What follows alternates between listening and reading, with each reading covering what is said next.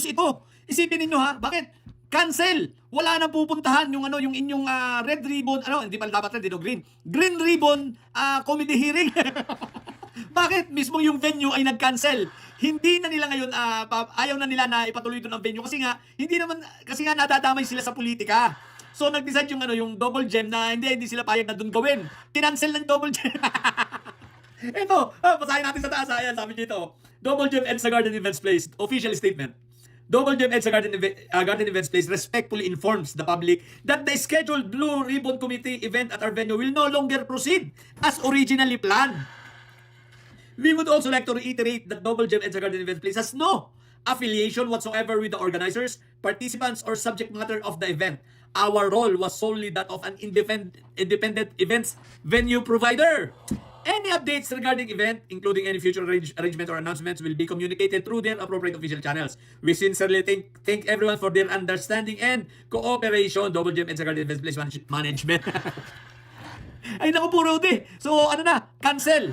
So kawawa naman, kawawa. Anyari na. Tapos wala naman silang mga live. Hindi na rin sila makakapag-live event. Di ba? Ano mangyayari sa Green Ribbon comedy hearing na to?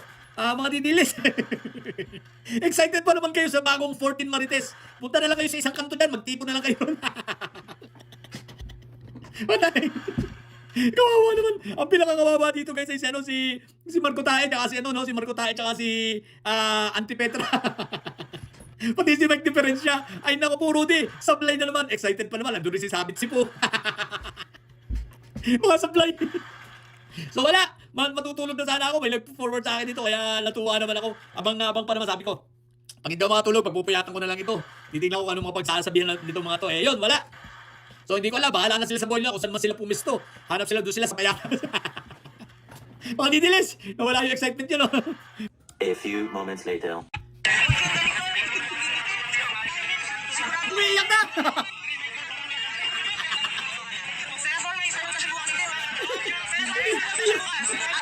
Guys, iyak na si Mang Gamarena. Iyak na si Mang Gamarena. So as expected, di ba? Bago na ang naratibo nila, ang may kasalanan na nito guys ay si PBBM. Sigurado yan, ang may kasalanan ang administrasyon. Sasabihin ng mga ito, nakatanggap ng maleta itong ano pangalan ng venue? Yung venue nila, yung EDSA Green ba yun? Anong pangalan? Basta yun! Yung nag-cancel na venue, palalabasin nila, nakatanggap yan ng maleta para gipitin. Para ipa-cancel ang kanilang Green Ribbon Committee hearing. Matik yan! So sigurado. So kaya na nga, di ba? Nanggigipit daw, nagiiyak na si Mangga at ginigipit na raw sila. So expect natin yung may-ari po nung event venue, mag-ingat po kayo, baka kasi makasama na kayo sa nabigyan ng maleta. Baka sa susunod na pe-press ko nito mga ito, kasama na kayo sa listahan. Itong may-ari ng event venue, basta kumontra sa mga yan, kasama na sa listahan. Nabigyan na ng maleta yan, sigurado yan. Mga didilis, anyari na sa inyo ang dami nyo na umiiyak. Hintayin natin. Magpe-press con yung mga yan. Sasabihin niya mga yan, dinipit sila ng administrasyon, hinahara sila at pinipigil na ang kalayaan. No? Siyempre, biglang magsasign ng ganyan, ang laban niya. Yung mga yan, lalo si Auntie Petra, magsasign na yung mga yan, aagawin na niyan yung sign ng laban, yung kay Nino, aagawin na yan. At sila na raw dahil sinusupres na ang kanilang mga kalayaan, nawawala na ang kalayaan ngayon at binigipit sila at para hindi mabunyag ang flood control, ganyan, magdadrama na yan. At biglang pagkasabi nila gano'n para hindi mabunyag ang flood control, pati yung may-ari nung venue na yon, kasama na yan, nakatanggap din ng maleta yan. Mga siraulo, mga didilis, yung mga litan nyo, mga tanga na. Hindi na alam ang gagawin sa sobrang depression na nito mga ito, no? Sa sobrang frustrations ng kalat na, nasa lansangan na para ng mga taong grasa. Pakalat-kalat na kung saan na pupunta. Punta na lang kayo doon sa Luneta, Taka, o kaya doon sa Wildlife. Doon kayo magtipon-tipon, may open space road, kaya lang, mukhang bawal ko. Punta na lang kayo na Liwasang Bonifacio, yan. Doon kayo mag-meeting-meeting na yan. O di ba ga, magdali na rin kayo ng diretso. Ang tatanga nyo. Ewan ko, matutulog na sana ako eh. Tratado itong kaibigan natin sila Idera eh. Panay ang send sa akin eh. Pati itong kay Amy Manggang ito, kay Mang Gamarena, sinend sa akin eh. Natawa tuloy ako. Bakit? Maiyak-iyak na. Ang laki na ng, ang haba na ng baba, ang laki na ng panga ni Mang Gabarena. Iiyak na sa inis sa buti. Ay, naku, nakakatuwa talaga. Ang sarap-asar ng mga ito, no? Nag-iiyak na sa galit.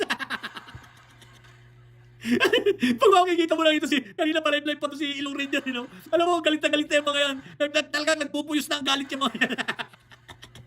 Gigil na gigil. Hindi mapabagsak ang gobyerno.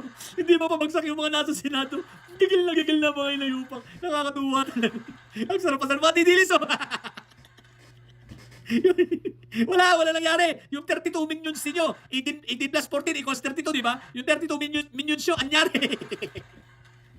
Ang ganda pa naman. May pa-post pa kayo. May pa-blue ribbon yung green ribbon comedy hearing. Sublay na naman. Ewan ko ba, bahala na kayo. Matutulog na ako, guys.